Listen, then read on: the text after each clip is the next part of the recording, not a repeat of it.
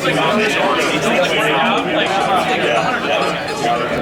look for the Snickers display and participating holidays to find out how you can win tickets to the big game right here in Minneapolis.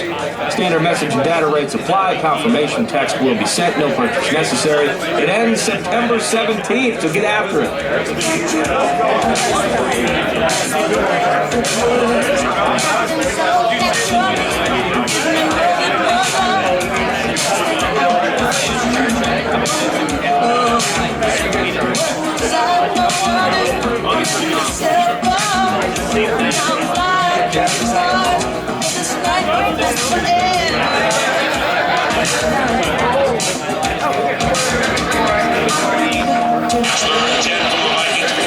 Receivers left and right. River shotgun. Vikings rush forward. Phillip dump over the middle. Ball batted in the air. Intercepted. Chad Greenway. And the Dutchman turns it up at the 20. To the 30. To the 40. Far side. Greenway. In the lows. Chad Greenway with a 91-yard touchdown.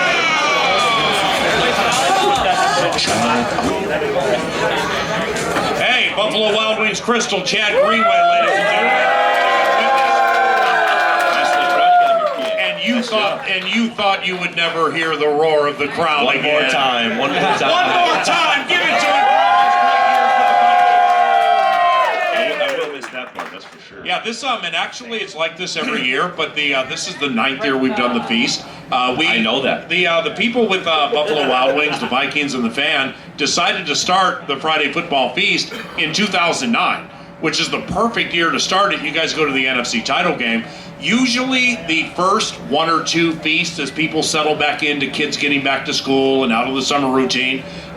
This would be a smallish crowd for our Friday Football Feast. I mean, hey, don't get me wrong, it's a nice, vivacious party first crowd, but they build as the season goes on, and we're happy to have you stop by here today, man. Have you ever been to one of these before? I don't remember. Did you ever stop into one on a bye week or anything? I have. I think I went to one up in maybe Plymouth. Don't know. Plymouth, maybe somewhere up there, but that was this is the second time I've been to one. I've been on how many of these though? Every one of them. Chad's been on the Friday Football Feast all of his career. Yeah. We would tape the interview on Thursday, play it back on a Friday during the Friday Football Feast, so it's only appropriate for our first feast to have the game-changing linebacker join us here. And he got here early too. Yeah, I did. Early, prompt. I have nothing else to do, right? Yeah, exactly. Right. This is your new life now. Dropped 2 other kids off with the wife. She was working, so I got my wife working. Yeah. Dropped the kids off. Hey, I have a free day. I'll probably go golfing after this or whatever. How many kids you up to? We have 4. Are you trying to catch Burke? I am not. I have no interest in that at all.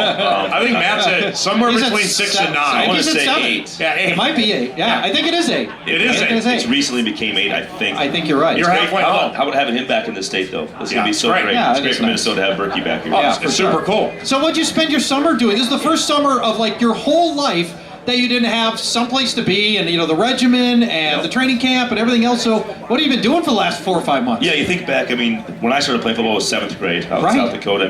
Part of your August was taken up with football and training camp. And like to think back to that 6th grade summer. I don't really have many memories of that. This summer we moved into a new home, so we were kind of just in moving complete trauma. It was a nightmare moving 4 kids, but we got that done. We enjoyed the summer. Vacation. Day of training camp. We went up north to a cabin, like we figured out where up north was finally after living here for so long. About it all the time.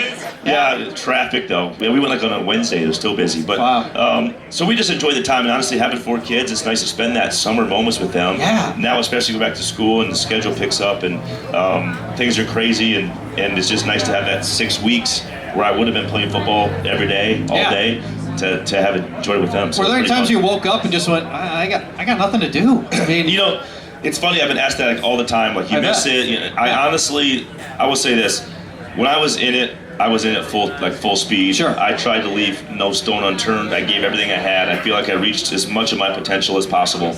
And when you work at something so hard for so long, and you realize your dreams, for the most part, all of them, and your goals, other than that Super Bowl.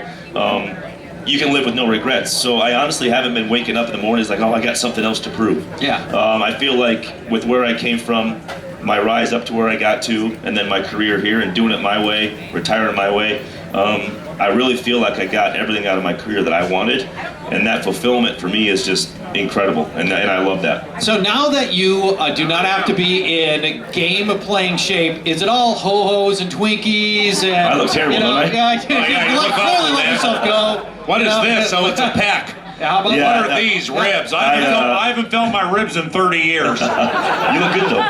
You're coming down. You're coming down. Well, appreciate you that. poked my ribs twice today. I know. You know, my wife has us on a strict diet at the house where we are well nutritioned. Okay. She teaches fitness classes 3 days a week. Of course she Oh, does. She ran cross country and track at Iowa. Yeah. Of course she does.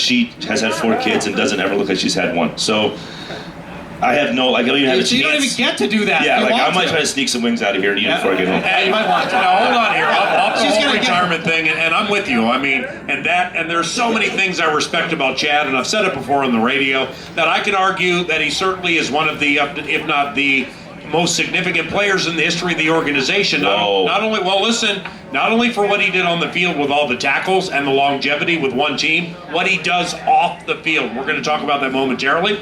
But to be able to walk away the way you wanted to walk away, that's cool. Now, other side of it.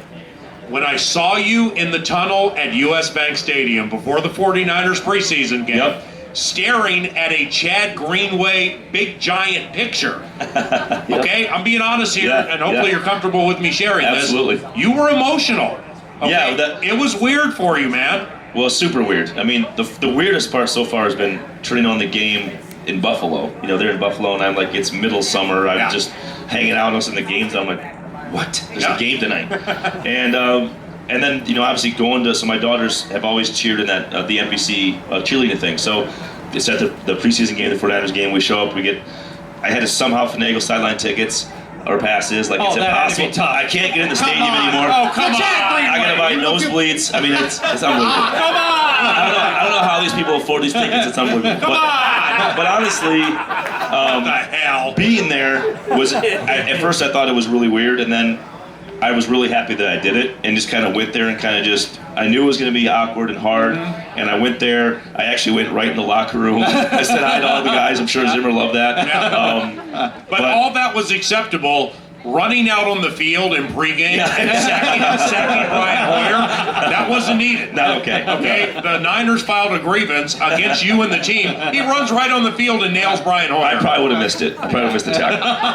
But no, it Just was for old time's sake. just go back. Get my PFF grade up a little bit. The best. I just think it was a good moment to get in the stadium and kind of be there, see it all, realize that it's okay to be done. It's okay to move on to the next chapter and still be a part of it. Right, and that's we talk to players in your position. Some of them really keep up with football, and others are like, for the love of God, the last thing on my mind is, you know, what's happening in the NFL and even the old team. Like, you know, don't even ask me about who the team's added in free agency and who they drafted. They don't even know. Where do you fall on that spectrum? Are you still tracking the Vikings in Chad the NFL, knows. or did you like, you know what? I deserve to be away from football. One of Chad's first calls in the offseason was, Ben Getty and Chad Greenway, please don't be good. Okay, I'll hang up and listen. You know, I'll say this. I'm kind of in the middle. I have not been like on board following every transaction, every move, everything that's going on in practice. But at the same time, I was here for 11 years. I'm invested in this organization, the community. Obviously, I want to be back involved with the Vikings at some point. I'd love to get back in there down the road. I do think it's important for me to get away from it for a little bit and kind of reignite that flame. But I know what's going on. I know what to expect. You know, I know how the Saints are going to attack us based off the film from 2 years ago. Ooh, let's talk about that next segment. I just think that that it'll be hard for me to get that far away. But I coach so much youth girls basketball. That's my like outlet. So on a radio show, You're not dunking on a bunch of youth girl I actually heard a kid last night at practice. There we go, great. But it wasn't my fault. On a radio show full of elite football minds, the elite of the elite football minds has arrived. Former Minnesota Vikings linebacker Chad Greenway. Can I get a